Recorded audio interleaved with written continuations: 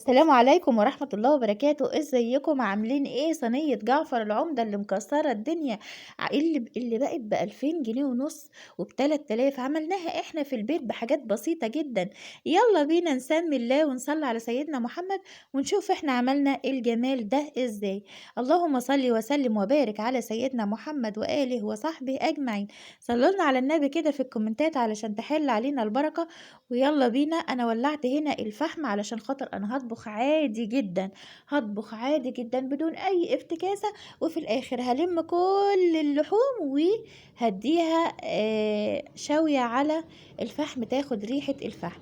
هنا سلقت الحمام بتاعي بعددنا طبعا، وكمان عملت، وبعد كده بعد ما هسلقه هحمره طبعا، عملت معاكم الحمام كذا مرة. وعملت هنا رز بسمتي واديته لون الزعفراني الجميل الاصفر الكناريا، حاجة كده تحفة بالتوابل، ورق اللوري والحبهان والفلفل الاسود والكباب الصيني. وهنا كمان رحت جايبة، كان عندي نص كيلو من اللحمة قطعتها وهسلقها برضو وهحمرها عادي جدا، ما فيهاش اي افتكاسة ولا اي حاجة. وبعد كده هحطها على الفحم تاخد ريحة الشوي طبعا. هحط لها توابل الشوي، وهحط لها بصلايه وطماطمايه بس كده وخلاص على كده. وبعد كده هتكون عندي كفتة او لحمة مفرومة، هصبعها كفتة عادية جدا، مش هعمل فيها اي افتكاسة. هحط لها بصل وفلفل اسود وملح وبس، اهو زي ما حضراتكم شايفين.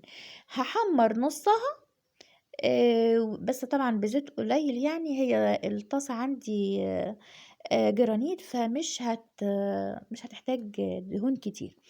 ووطيت عليها النار، وبعد كده وخدت منها قطعة من اللحمة المفرومة أو قطعة من شوية من الكفتة كده وحشيت بيهم.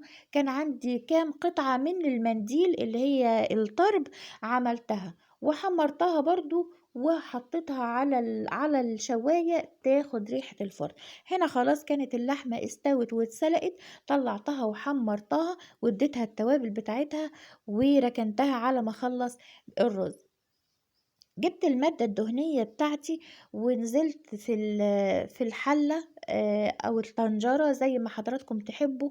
وكمان رحت جايبة البهارات لومي وعود عود قرفة البهارات دي طبعا بهارات الرز البسمتي بتتباع على بعضها عند العطار. وطبعا مكعبين من مرقة الدجاج، وحمرتهم مش حمرتهم يعني يا دوبك كده شميت ريحة التحميصة ونزلت بالرز البسمتي.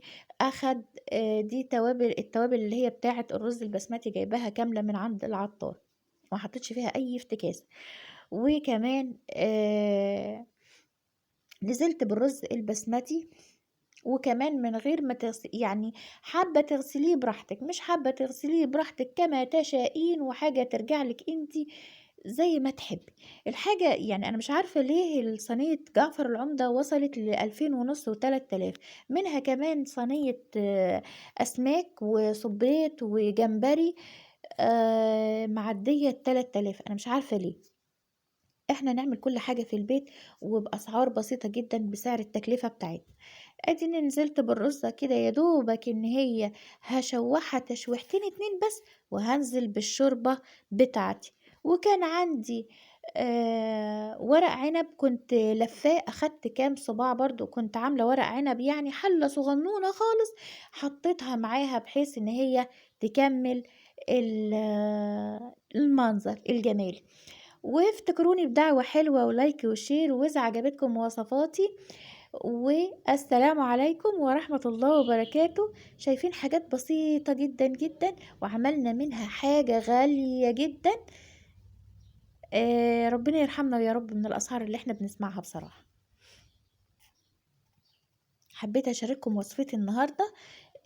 حبيت أفرح الأولاد بحاجات بسيطة، والله حاجات بسيطة جدا، يعني نص كيلو من اللحمة ونص كيلو مفروم وحاجات ونص كيلو رز كمان. والسلام عليكم ورحمة الله وبركاته.